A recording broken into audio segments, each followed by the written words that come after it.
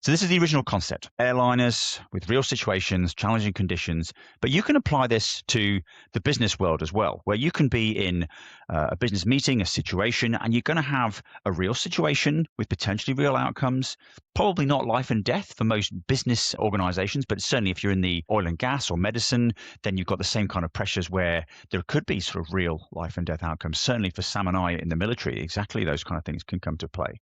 And the conditions are going to be challenging as well. You're going to have competing priorities, lots of information. You have to work out what's what to prioritize, working as a team, communicating effectively. All those things are there and they're challenging. And if you're not used to dealing with them in a benign situation, you're really going to struggle in a potentially complex, serious consequence, dynamic situation. And that's where Interlab comes in.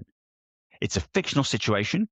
You're flying a spaceship as a team of between 2 and 4 people, but the conditions that you experience, the way it's designed, those conditions will feel real. You're going to feel time pressure. You're going to be confused and overwhelmed with some of the situation that comes in. You're going to struggle to communicate effectively. Things are going to get missed. Things are going to get seen. It's going to be quite difficult to actually achieve the outcomes you want. But the idea is that the missions are recorded and scored and assessed so that Sam and I can actually dig into what happened, look at what went well, dig into why it went well so we can reinforce that for follow-on missions, and then get the teams to look at what didn't go so well. What can they improve on? How are they going to do that? And it's really important that the focus is on what we've written up here, behavior. It's not about individual people. It's not about their technical ability, because as long as you could use a mouse, then generally you're going to be okay. It's designed to be simple technical interface.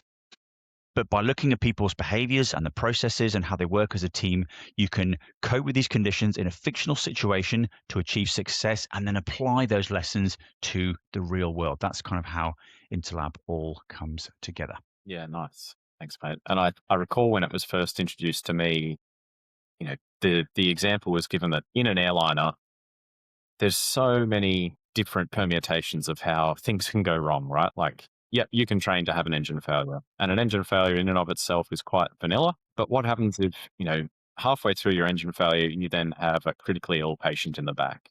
And then a third thing might happen, and so on and so forth. And you clearly can't train or practice in a simulator to every specific scenario.